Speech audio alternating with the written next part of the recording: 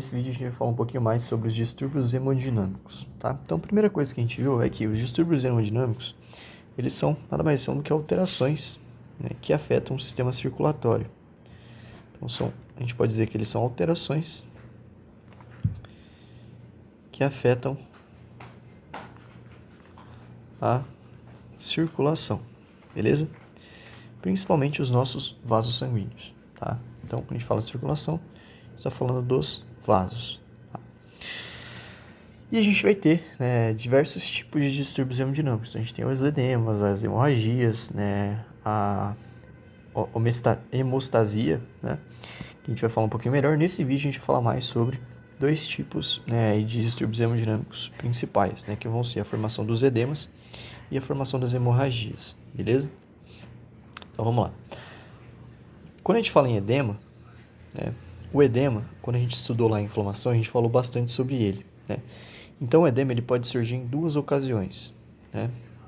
Em uma inflamação, na verdade, duas ocasiões, mas enfim, né? Ele pode surgir na inflamação, né? Então, na inflamação, a gente tem que o edema, ele é um dos sinais da inflamação. Lembra lá dos 5 sinais cardinais? Dor, rubor, calor, tumor, perda de função, né? O tumor é a mesma coisa que o edema, né? Só que, no caso da inflamação, esse edema, que ele é característico da inflamação, uma característica, né, desse edema, é que a gente tem uma grande quantidade de exudato. Nada mais é do que aquele pus, né? Então é um líquido mais viscoso, cheio de restos celulares e de proteínas plasmáticas, né, que façam que ele seja mais grosso, tá? E no caso, a gente pode ter edemas relacionados a uma disfunção, alguma alteração no sistema circulatório, circulação. Tá? E aí a gente vai ter que esse edema, que pode acontecer por vários problemas, por exemplo, uma insuficiência renal, um problema de insuficiência cardíaca, um problema de linfático, né? Ele pode fazer com que eu tenha um problema, né, de circulação local ou sistêmico, né? E, em geral, uma característica desse edema circulatório é que ele tem uma grande quantidade de transsudato. Nada mais é do que líquido, né? Ou seja, a água, é o plasma mesmo, não tem restos celulares, não tem tantas proteínas, né? É a parte líquida do sangue que está saindo, né, indo para os tecidos e formando esse edema, beleza? E aí dentro do edema, a gente tem que o edema ele tem algumas causas, tá? Eu vou fazer um esquema aqui daqui a pouco para a gente entender, mas vamos entender primeiro as causas do edema. A gente falou bastante de uma pressão lá, de um negócio, né, que a gente chama de pressão hidrostática. Então, o aumento da pressão hidrostática ele faz com que a gente tenha o aparecimento de um edema, né? A diminuição da pressão coloidosmótica, que é aquela pressão do acúmulo de proteínas, faz com que a gente tenha formação de edema, né? Obstrução dos vasos linfáticos também pode levar à formação de edema, né? O acúmulo de sangue, né, também pode levar, enfim, a gente tem vários fatores que vão levar à formação do edema. Então vamos lá, vamos contextualizar aqui primeiro. A gente colocou esse termo aqui, pressão hidrostática. O que é pressão hidrostática? Né? Então a gente tem que lembrar que pressão hidrostática, né, vou colocar aqui, pressão hidrostática é igual à pressão que o sangue exerce sobre a parede do vaso. Né? Então eu vou anotar. É a pressão que o sangue exerce na parede não, contra, né? Contra a parede dos vasos, certo? E aí a gente tem uma outra pressão que a gente chama de pressão coloidosmótica. Essa pressão coloidosmótica é uma pressão exercida pelo acúmulo de proteínas plasmáticas no vaso, beleza? Então ela é exercida pelo acúmulo de proteínas plasmáticas no interior do vaso. Ficou bem feio de entender essa letra, mas vocês leram, escutaram o áudio, a coisa volta e anota, tá? Que tá meio judiada mesmo. Tá, agora vamos lá, né? A gente viu então que essas duas pressões elas estão em equilíbrio, tá? Então imagina assim, eu vou desenhar aqui um vaso sanguíneo, tá? Aqui embaixo, para a gente tentar entender. Isso aqui é só questão de nomenclatura, porque é importante a gente saber, tá? Vamos lá, vou desenhar um vaso sanguíneo e a gente vai dissecar isso aí melhor para a gente conseguir compreender o que é cada um, tá? Então aqui eu tenho meu vaso, né? Vaso sanguíneo. Aqui eu tenho... Isso aqui são vasos linfáticos, tá? Imagina que isso aqui são vasos linfáticos. Aqui eu tenho vasos linfáticos. Aqui eu tenho os meus vasos sanguíneos. Tá? E aqui dentro, né, eu vou ter proteínas plasmáticas acumuladas, né? Então, que tipo de proteínas plasmáticas? Tem vários tipos. Tem a albumina, né, que é uma delas. Tem aquelas proteínas que a gente falou, que são as beta-globulinas, Y-globulina, alfa-globulina, B1, beta-1, né, lipoproteína, enfim, a gente tem vários tipos, tá? E é isso. E aqui eu tenho o meu interstício, certo? O interstício nada mais é do que o espaço, né, que está entre as células. Então aqui eu tenho o interstício, beleza? O que acontece? Aqui dentro do meu sangue eu tenho sangue, né, fluindo, e no sangue eu tenho plasma, certo? Quando eu tenho um aumento da pressão hidrostática, que é aquela pressão que o sangue exerce contra a parede do vaso, então aqui eu tenho a pressão que o sangue exerce contra a parede da minha artéria, certo? Do meu vaso. Quando essa pressão hidrostática ela aumenta muito, ou seja, quando eu tenho um aumento da pressão hidrostática, né, que eu coloquei e escrevi ali em cima, o que vai acontecer? Esse plasma ele vai começar a extravasar, ele vai começar a sair e eu vou ter o plasma vindo para o interstício. Então o plasma ele sai, né, e ele vai para o interstício, beleza? E aqui eu começo a ter um acúmulo de plasma. Esse plasma que saiu do vaso sanguíneo e veio para o interstício, ele começa a se acumular aqui, então aumenta o plasma no interstício e aí eu tenho a formação do edema, certo? E aí esse plasma que ficou aqui, ele vai formar o edema. Só que o que acontece? Por que geralmente eu não tenho a formação de edema? No caso normal, se a gente for pensar. Os vasos linfáticos, eles são... O sistema linfático, no modo geral, ele tem vários vasos que estão lá nos tecidos, né, nos interstícios ali. E o que eles fazem? Quando esse plasma sai do vaso sanguíneo e vai lá para o interstício, o vaso linfático ele funciona como se fosse um aspirador. O que ele faz? Ele aspira, né, esse plasma, né, e manda de volta lá para a circulação, né? Então os vasos linfáticos vão fazer o quê? Eles vão pegar esse plasma e vão mandar de volta para a circulação, certo? Ou vão eliminar ele, mandando lá pro rim. Então vão mandar ele pro rim e vão eliminar. Beleza? Essa aqui é a função do sistema linfático. Ele faz a drenagem dos líquidos do corpo. Então, qual é a função dos vasos linfáticos? Eles fazem a drenagem e filtragem dos líquidos corporais, dos fluidos corporais.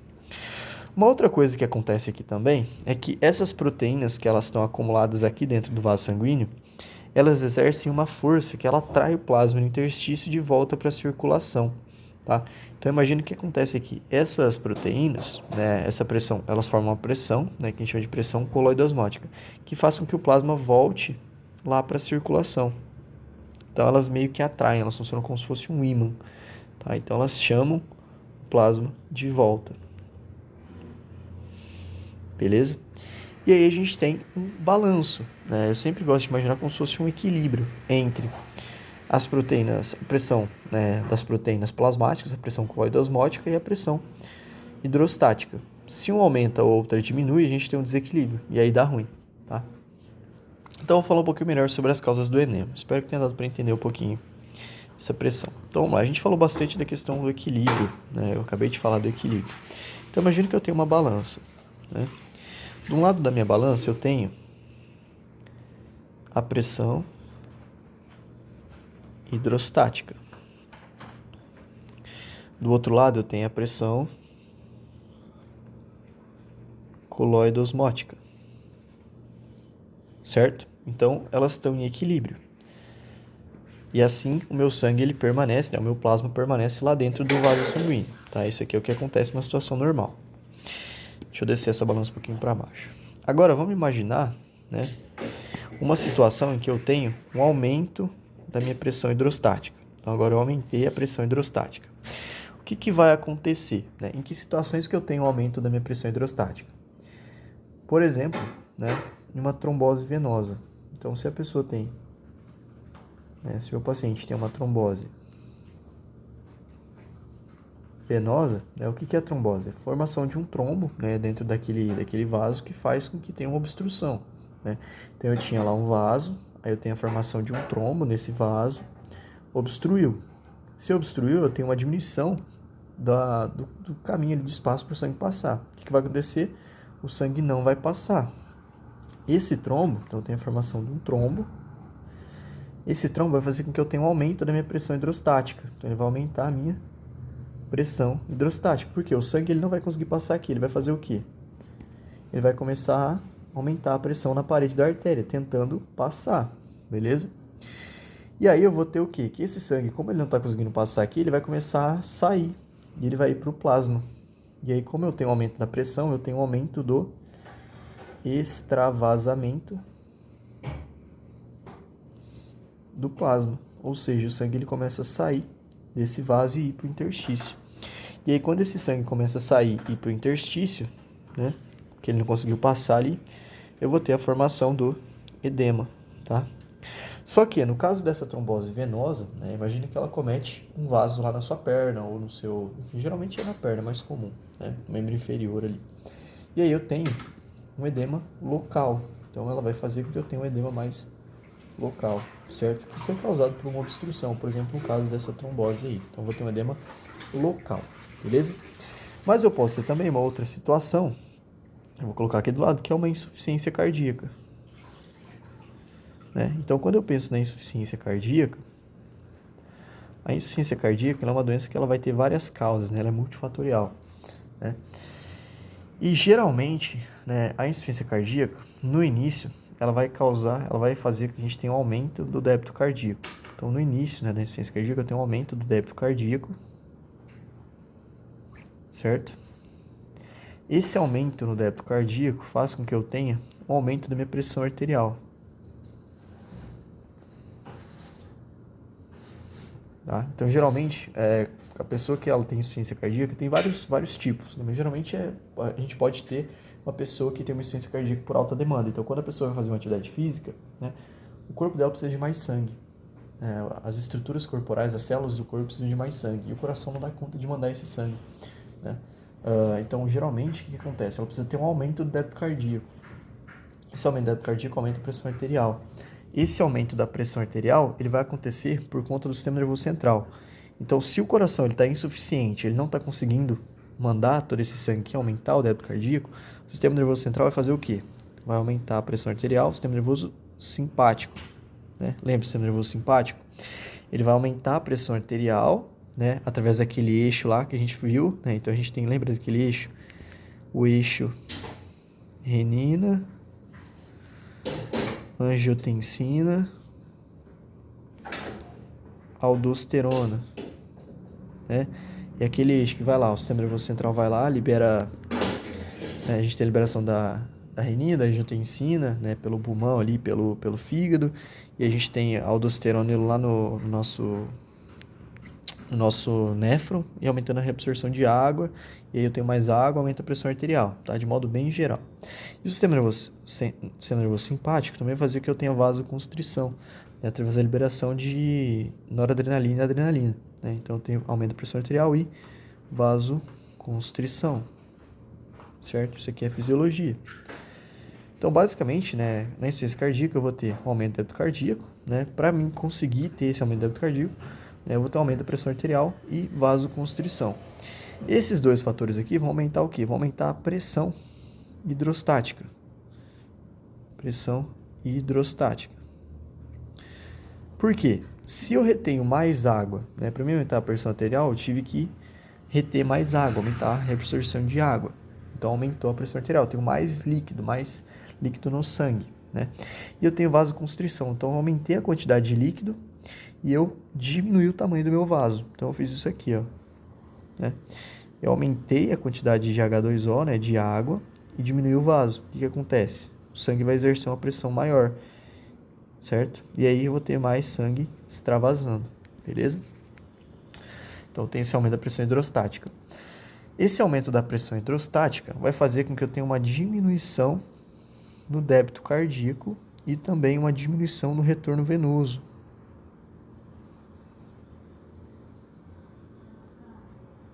Como assim, né? Por quê?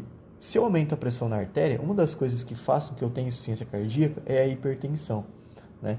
Então a gente tem que o coração ele precisa mandar o sangue para a aorta. Se a pressão na aorta estiver maior do que a pressão no coração, o sangue não vai sair do coração para ir para a aorta, porque o sangue ele sempre vai fluir do maior gradiente para o menor. Então, se a pressão na aorta está muito elevada, está tipo 120, a pressão do coração está 80, o sangue não vai sair do coração e ir para a aorta. Então, esse aumento da pressão hidrostática, que vai acontecer lá nas artérias, vai fazer que eu tenha uma diminuição do débito cardíaco. Isso também vai fazer que eu tenha uma diminuição do retorno venoso, porque aumentando a pressão na aorta, eu vou ter mais sangue dentro do coração. E isso vai fazer com que eu tenha uma alteração também ali na pressão do sangue nos vasos, né? Nos vasos, nas veias, né? E aí eu tenho uma diminuição do retorno venoso.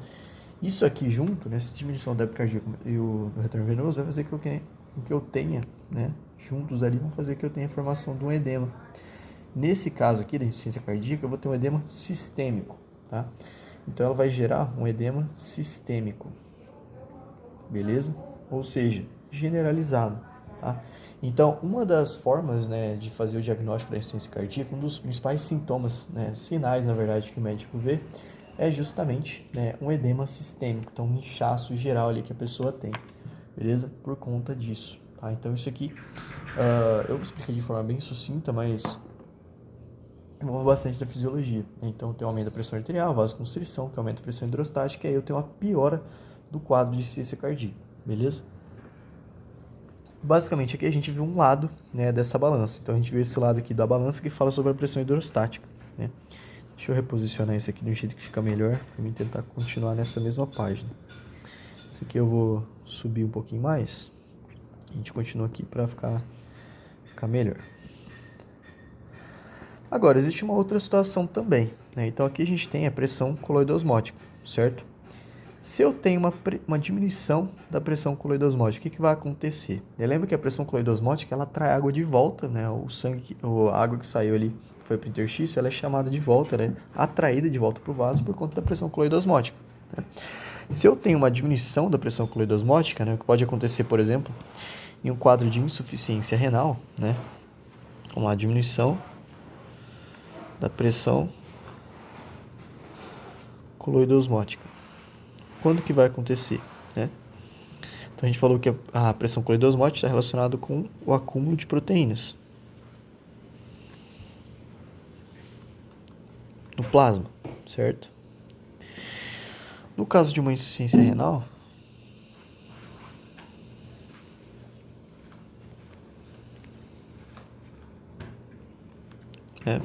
então se eu pensar aqui no caso de uma insuficiência renal, o que vai acontecer? Um dos principais fatos que acontece quando a pessoa tem uma insuficiência renal é o que a gente chama de proteinúria, né? Ou seja, na insuficiência renal, o paciente ele vai ter a proteinúria. Nesse quadro de proteinúria, vai afetar a reabsorção proteica. Então, o rim, lá no néfron, a gente tem os túbulos convolutores lá, a gente tem os tubos por onde as proteínas passam, a água passa, enfim, o sangue vai passar para ser filtrado. E aqui a gente tem o quê? A gente tem vasos ao redor, né? Então, lembra que a gente viu lá a fisiologia renal? Então, eu tenho os vasos, né? O sangue vai passar por aqui e tal. E aí a gente tem a reabsorção, né? Reabsorção do quê? De proteínas, de sódio, né? De íons, potássio, cálcio, enfim. E aquilo que não é reabsorvido vai ser mandado embora através da urina, vai ser secretado, certo? No caso da proteinúria, a gente tem um aumento da secreção dessas proteínas, então tem mais proteínas sendo eliminadas. Se eu tenho mais proteínas sendo eliminadas, eu vou ter menos proteínas voltando para a minha corrente sanguínea. E isso é ruim, né? Se eu tenho mais proteínas sendo eliminadas, né, então aumenta a secreção, né, eliminação, eu vou colocar, das proteínas, que são proteínas que deviam estar no plasma. E isso aqui vai levar ao quê? Diminuição da pressão coloidosmótica. Então isso aqui faz que eu tenha diminuição da pressão coloidosmótica, que é a pressão das proteínas no plasma. Beleza? Outra coisa que também leva, né, à diminuição da pressão coloidosmótica são problemas hepáticos, de modo geral, né? Eu vou colocar como problemas hepáticos, então a gente pode ter um câncer, né? Você pode ter uma cirrose hepática, enfim, vários problemas que vão afetar isso. Tá? Então, problemas hepáticos, são problemas que vão acometer o nosso fígado. Beleza? Então, aqui eu tenho meu fígado, certo? Fingir que isso aqui é um fígado. O que o fígado faz, né? Deixa eu diminuir isso aqui, porque senão vai ficar meio embaçado, já que essa parte que a gente já viu, né? Não tem problema. Então, vamos lá. O que o meu fígado faz, basicamente, né? Quando eu consumo através da minha dieta, então no meu dia a dia, eu tenho uma dieta, né? Dieta não precisa ser, você seguir um cardápio, pesar os alimentos, enfim. O que você come? O que você come todos os dias é a sua dieta. Nessa dieta eu tenho proteínas, né? Eu tenho carboidrato, eu tenho gordura, eu tenho fibra, enfim, tem um monte de coisa. Mas o que é importante aqui são o quê? As proteínas. As proteínas que eu consumo, né? O que são as proteínas? Se a gente for pensar. As proteínas, elas são um conjunto de aminoácidos. Então, tem várias cadeias de aminoácidos juntas, né? Quando eu como essas proteínas, elas são mandadas lá para o meu sistema digestório e tal, né? Eu vou ter a digestão delas, não sei o que, vai ter a quebra. E aí, o fígado, ele vai fazer a conversão, né, dessas proteínas ali em aminoácidos, né? Então, basicamente, ele vai fazer o quê? Ele vai meio que quebrar essas moléculas proteicas em aminoácidos. São moléculas pequenas que o meu corpo consegue utilizar, né, ali para síntese, para reparo, né, para diversas funções ali. E esses aminoácidos, eles vão para onde? Eles vão para o sangue. E aí lá no sangue, o que eles vão virar? Proteínas plasmáticas. Por quê? Porque agora eles estão no plasma. Então essas proteínas plasmáticas não são do que aminoácidos, né, que são convertidos ali pelo fígado. Beleza? E aí agora vamos imaginar, né? Se eu tenho um problema no fígado, né, pode ser que ele vá afetar essa conversão dessas proteínas em aminoácidos. E aí eu vou ter uma diminuição, né? Eu tenho uma diminuição dessas proteínas plasmáticas.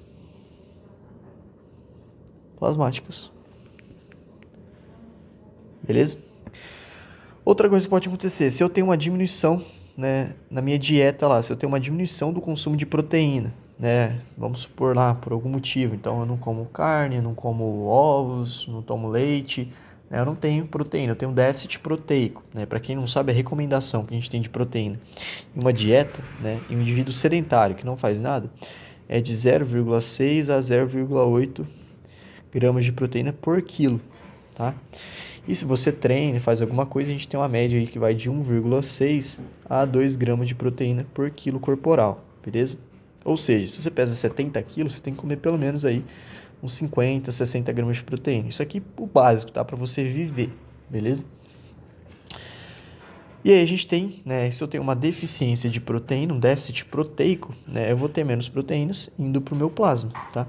Qual que é o problema disso, né? Essas proteínas plasmáticas, né, muitas delas aqui no nosso plasma, elas vão atuar como transportadoras. Elas fazem o transporte de substâncias, como por exemplo fármacos, né, lipídios, hormônios, né? Então elas fazem o transporte de hormônio, transporte hormonal, né? Então a gente tem hormônios que são aqueles hormônios esteroides, né? Que são feitos a partir do colesterol, né? Eles são hormônios que eles não conseguem, né? São hormônios lipídicos, eles não conseguem andar ali pelo plasma, circular pelo plasma, né? Pelo nosso sangue. Como é que eles vão para todas as áreas do corpo? Através de proteínas de transporte, tá? Então, medicamentos, né? Substâncias de medicamentos, os nutrientes, alguns nutrientes, né, algumas vitaminas, enfim, lipídios. Lembra que a gente tem lá o HDL, o LDL, né, que são lipoproteínas, né, de alta densidade, de média densidade, enfim, né? Então essas proteínas de transporte vão transportar diversas substâncias ali, né? Então o exemplo dessas proteínas que a gente falou já, né, falei um pouquinho, falei a albumina, né, que está presente na clara de ovo, por exemplo, né, importante comer ovo. A gente tem vários tipos de globulinas, né, de proteínas que tem nome de globulinas. Então a gente tem beta-globulina, Y-globulina, não sei que lá globulina, né, vou colocar aqui globulinas, né, uma família ali de proteínas plasmáticas. E a gente tem aquelas lipoproteínas, né, de alta densidade, baixa densidade, enfim, que a gente viu lá na bioquímica. Então, tudo isso aqui são proteínas plasmáticas, que vão fazer o quê? O transporte dessas substâncias, beleza? Então, se eu tenho uma diminuição dessas proteínas plasmáticas, no caso aqui que a gente falou agora de problemas hepáticos, além de eu ter, né, a formação de um edema generalizado, né, de um edema mais sistêmico, né, eu vou ter também, né, a questão da diminuição do transporte de substâncias, que não é bom, tá? Então, geralmente, a diminuição da pressão coloidosmótica, ela vai levar também a um edema ali bem generalizado, tá? E aí, esses são os principais fatores que a gente falou, né, em relação a pressão hidrostática e a pressão coloidosmótica. Então, vou aumentar essa balancinha aqui, né? Então, um jeito legal de associar, sempre que a gente fala de pressão hidrostática e pressão coloidosmótica, lembra que você tem um balanço, né? Quando a gente fala de formação do edema. Então, você tem um balanço, pressão hidrostática e pressão coloidosmótica. Se a pressão hidrostática aumenta, né, eu tenho a formação de edema. Se a pressão coloidosmótica diminui, eu tenho a formação de edema. Então, esses dois fatores aqui vão levar ao quê? Vão levar à formação do edema, beleza? E aí a gente tem a diferença dos edemas, né? No caso da inflamação, a gente tem um edema com formação de exudato, né? No caso no caso de um edema generalizado, um edema local, né? Eu não tenho a formação do exudato, eu tenho o transsudato, que é o edema por problema circulatório. E aí a gente fecha a questão do edema. Então esse vídeo deu 26 minutos mais ou menos. Eu vou deixar um outro vídeo para a gente falar um pouquinho sobre a hemorragia, né? Que eu acho que é bem tranquilo, mas enfim, né? Então basicamente é isso, né? Em relação aí aos distúrbios hemodinâmicos, quando a gente fala da formação dos edemas, beleza? Então espero que esse vídeo tenha ajudado e valeu, até a próxima.